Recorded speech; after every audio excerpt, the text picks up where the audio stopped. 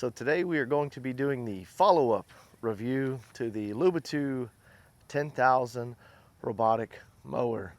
You can see Julio back there working in the background, just doing his thing.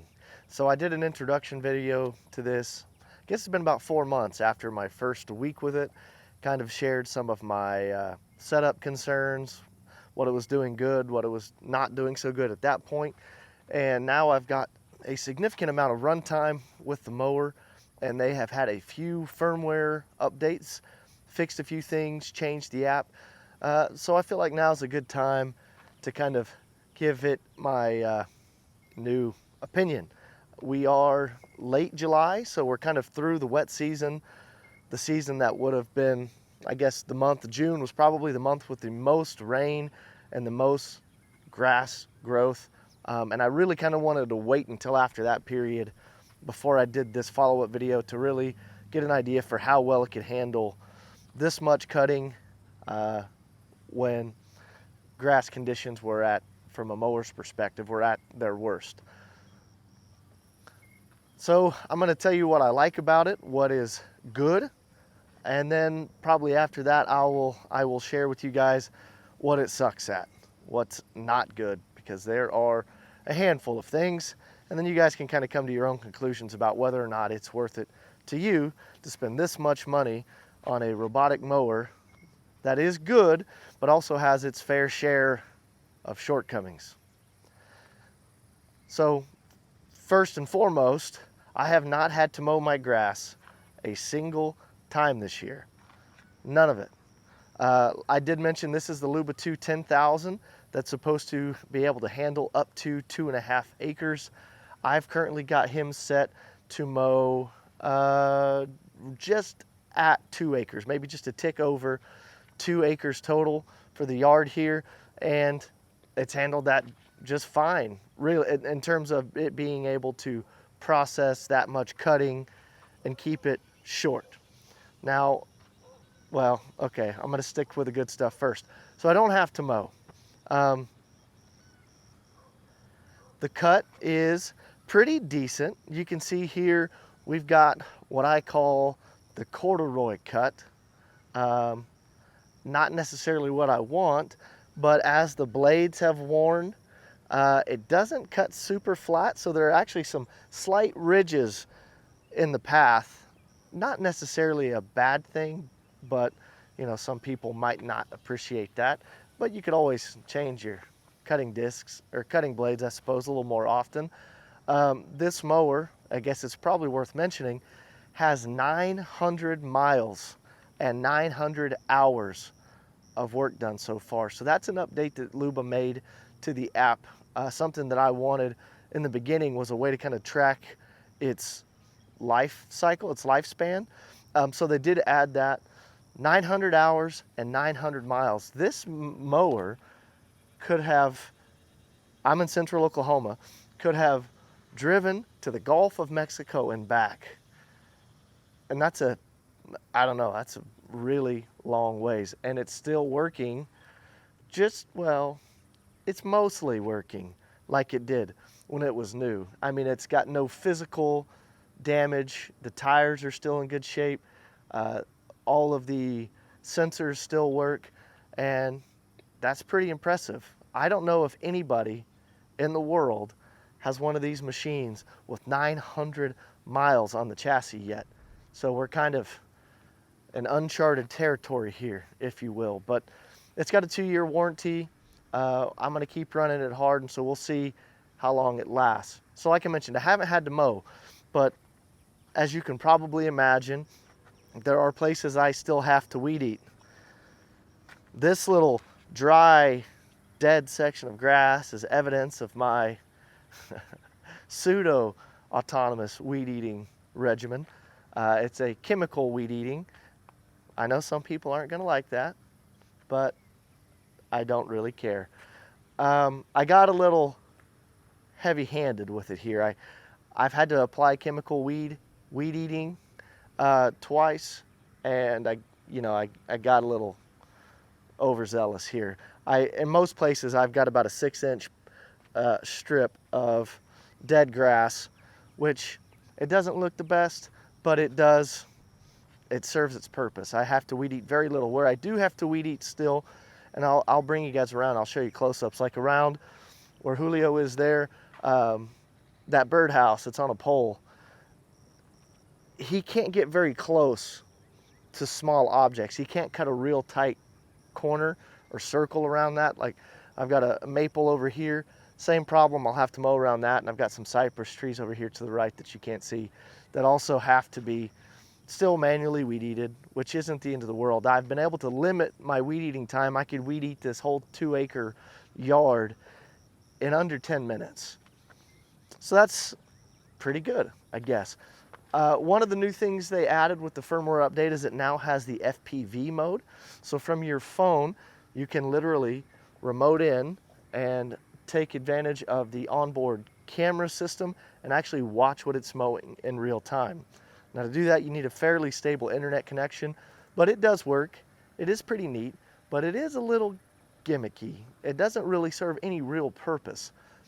Now, if you could remotely control the LUBA from anywhere via Wi-Fi and use that camera to mow, that would be a huge improvement. I don't know anybody who would want to do that, but as it stands now, you can still only control the LUBA when you're within Bluetooth range. So, you know, you'd be walking behind it to mow in a manual setting. So the camera's cool, it does work. They also added the lawn printing, which is where you can have it mow patterns, which is pretty neat. But I don't agree with the logic that they have implemented for how that works. The way the lawn printing works is it creates a no-go zone for where your words or where your shape or where your image is. So basically, it just doesn't mow what you want it to say or look like, which is a problem because to get the full effect of it, you have grass growing up. And then it's not configurable to where you can mow over it at a taller height. So you literally just have to let it grow up. And it's kind of trashy looking. So I did test that. It works, it does what it's supposed to do, but I just don't agree with how they do it. So it's neat, but you also can't import your own images. You have to use their stock library of shapes and letters, and it can only be, you know, you can imagine it can't be super small. It has to be pretty big. I had my last name printed in the lawn, and it was like 100 feet long. So in most cases, probably most people won't be able to even utilize that if they wanted to. But I think it should be reversed. I think it should cut that grass lower, and then also be configurable to where you can select or deselect whether or not you want the lawn printing function to be used. That way you can do a normal task cut and kind of trim it down without having to re-input the lawn printing. So it's a neat feature. It's also a little gimmicky. But all in all, it does do what it's supposed to do. I've been extremely happy with it. It cuts my grass, and that's why I bought it. So haven't had to be on the mower yet, and that was the whole idea. And just if you guys are curious, the way I have him cutting now is on I don't do the scheduled cuts, mainly because it doesn't afford you a lot of options for, the schedule's pretty fixed. You basically tell it what tasks and when, but there's not a lot of customizability, and I don't like that. So I still manually tell him when to cut every single day, which probably cuts back on how much he could be cutting, but I think I actually get more out of him because I never let him rest. As soon as he's done here on this task area, I'll immediately bounce him over to task area 2, and if he's done with that today before I go to bed, I'll have him start on 3. So anyway, the way I have him cutting is I have him cut the whole property at a 15-degree, and then once he makes his full round through all 7 task areas, 7 zones, I have him start back at task area 1, and I switch it to a -45-degree cut area, and that gives me kind of the the rhombusy, diamondy, kind of a diamond shape in the grass, which you can't really get a good look at from here. And there's other reasons for that I'll go into when I get to the bad. But that is nice. That is one thing they fixed too in the firmware update. Before, when you were picking your angle, your cut angle, it was fairly arbitrary. I was having to guess a lot because there was no fixed reference point. And so depending on the zone, it arbitrarily picked your zero angle reference. And so none of your zones would line up perfectly unless you really dialed it in just right. Now, all the tasks are fixed to I guess a static angle reference point, if that makes sense. So now I just pick 15 and -45 for all of them, and they all intersect and they all come together like they're supposed to. Before, my angles would be just a little bit off, and that kind of sucked. So they fixed that. So been happy with that improvement. So overall, the good is basically just that I haven't mowed. It does its thing. Yay. So the bad. I don't even know where to start on the bad. I guess I'll just start with the damn thing. Let me tone it down a little bit. There is a problem with my specific mower where it won't recognize its current battery level. So what was happening, and it took me a few days to figure out what was going on. Essentially, I would set him to mow, I would check the app, and I would have no connection to it. And he would just be dead in the middle of a task area. I would turn him on, and he'd have no battery. So I'd have to pick him up and carry him to the charger or wheel him over to the charger. And what I ended up finding out was he would just run himself to E. He would just run himself completely out of juice and just stop dead in his tracks. And even when I woke him up, he wouldn't have enough battery to get back to the charging station. And that has happened probably 50 times. So he's back at it again. He's cut good for 3 days. And now he just kind of mows for a few seconds, then stops. Now he ran, 33% of this route, fine. But now, it's the second time I've had to restart him in the last 2 minutes. Because he just has power off. You can see we've got decent connection. It says his battery's 100%, which can't be right. Let's monitor him for a second here. It says he's working. There's no way he's at 100%.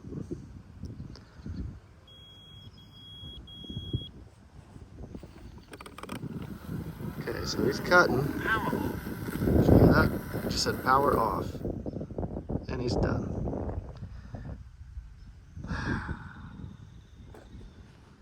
Which is a real annoyance, especially if I'm not home. That thing's heavy. So getting my 12-year-old with a broken wrist to carry this guy all the way back to the charger, especially if he's on the far side of the property, it sucks. And he just has to wait there till I get home.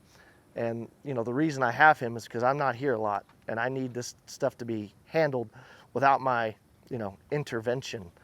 So that problem is still not fixed. He still does it. It's kind of a flip of a coin whether or not he's going to get through a task area, because sometimes he works perfect. He sees his battery level. When he gets to 15%, he goes back to the base station. So he could run like that perfectly for 3 days, and then the next time you run him, he'll run himself to E 5 times in a row, which really makes it tough to manage the cuts, because every time he does that, that sets me back hours or days. And then the grass on the other task areas gets high, and then when he does get back to work and he's cutting, then I've got tall grass clippings and I've got thatch everywhere, which is not good because it doesn't handle grass clippings very well. So I don't know what the situation is there, but hopefully we can get LUBA on the phone and get that worked out. Now, to be fair, I haven't called technical support about any of this. I'm mostly just trying to see what all I can squeeze out of him the way he comes. Also, I hate talking to customer service. I like to fix things on my own. I think that's a firmware or a software problem. I'm sure others are having that same issue, so I'm kind of just waiting to see if it kind of fixes itself. Another issue I've had with it is it loses Wi-Fi connection quite a lot. Now, that's not really LUBA's fault. I think it has to do with my own Wi-Fi network that's out here. But for whatever reason, if Wi-Fi network isn't really strong, I lose visibility. And he may still be cutting, but if I'm in Texas working and I'm on a manual cut schedule, if I lose connection to the base station or to the RTK guy, which I don't know if you can see, he's up there on the lean-to. Well, let me see, can you see that? Yeah, it's in the frame. I don't know if you can see it. I've got it on one of those LUBA 90-degree wall mount things. So I lose connection to it a lot. But the Wi-Fi, it's not because the Wi-Fi went down, it's just because I guess it's just stretching it pretty thin. I would like to see a more robust network, integrated Wi-Fi system in these guys. I mean, they're saying this can mow 2.5 acres, so you have to assume that this thing's gonna get really far away from the RTK system. The RTK system may not be within a stone's throw of my modem or router. And so right now I have a mesh network system set up around the property, and I get full coverage, but it's not always reliable. So that falls out a lot. I wish there was something better that could be done other than me putting access points around the whole perimeter of the property, because that would be, well, that's not gonna happen. So I lose connection a lot. It's not the end of the world. When that does happen, I usually have to physically be with the mower and have to turn it on and reconnect via Bluetooth, and then it magically has connection again, which tells me the Wi-Fi is not the problem. I think something else is going on. So other things wrong with it. I get a lot of motor, shoot, what's the message called? I'll put a picture of it up here. Basically, the motors aren't spinning fast enough. And I'm assuming it's because it's clogged with grass clippings and stuff. I don't know if you can tell from here. Julio is not white anymore. He's very, very brown. I haven't really washed him. I've only cleaned the underside of the deck once. Like I said, I'm kind of just letting him run rampant and see what will happen. So I get these motor stall issues a lot. And now I have completely lost the ability to change the cut height. It is locked in at its high setting at 2.8 inches. Prior to the deck adjustment failing, I was having him cut at 1.4 inches, which kind of, for my grass, looked better because I don't, fertilize and overseed. I don't maintain the lawn. So there's a lot of weeds and stuff that you don't see at 1.4 inches, but that come up, that become visible at 2.8. So the lawn doesn't look as good now because I can't lower the height. So we may, in this video, we may flip them over and give them a good, thing on the bottom and see if that fixes it. I probably need to put new blades on it anyway. Those are the original blades, but 2 months ago I did flip them over. So they're probably due for a change. I mean, they've got at least 450 hours on each side of the blades, which is probably overkill. And I have noticed that it does struggle with cutting some of the thicker, nastier grass that is now tall and coming up because it can't adjust the height. So it probably needs an overhaul on the underside. Don't we all? Hey guys, quick update. So a couple days after filming this video, I went ahead, tried to do the maintenance on the underside. I flipped them over because I wanted to look at the deck adjustment to make sure it just wasn't all bound up on the top side of the disc, and changed the blades. And the bolts that secure the blades to the discs were so worn, they were misshapen, and the slot that your screwdriver goes in was actually, the metal had moved to where I couldn't even get a screwdriver in some of them. And the ones that I could, the metal had worn down so much, if I could get a bite, it would strip the bolt, which means I can't change the disc or the blades on the disc. So what I did was I went to Etsy and I bought a replacement disc. I think it's got 6 blades, Anyway, so I tried to work on it. That is a problem. When I get those discs and new blades in, I will probably just do a short little follow-up video on that. So I did try to fix it. The blades, or those blade bolts, were just ravaged. Okay, another problem I've had with it is the app just completely stopped working on my primary phone. Uh, just wouldn't do anything. You go to the login screen and none of the functions work. You can't press any buttons. I uninstalled it, reinstalled it multiple times. It just wouldn't work, which means he can't mow because I have to control it from my phone. Luckily, I have a work phone, so I installed the app on the work phone. Everything has been fine. But if I was a person that only had one cell phone, that would have presented itself as a big problem. He would literally just be doing nothing all day. So that was an issue that I luckily didn't have to fret about too much, but a problem that other people may have. Other problems that I would like LUBA to fix: it leaves some pretty wicked ruts in its paths between tasks. I'll put up the aerial view and you could see it carves a real nice rut right where it goes between task area to task area, which not a big deal, but I would think that the firmware or the software could do some sort of randomized return path within the confines of the task boundary, essentially where it just doesn't take the same way back every single time. Even if it was just 2 or 3 different return routes, it would greatly reduce the rutting that we're seeing now. The other problem with ruts is at the base station. I think the folks on the Facebook groups call it the ring of death, basically where it comes off of the charging station and it decides if it's going to go left or right depending on where it's going. It puts a really nasty design, for lack of a better word, right there in front of the charging station. So in my case, I've kind of got it on the back of the garage where you don't really see it. It's not like it's front and center of the house. But if it were, it would look awful.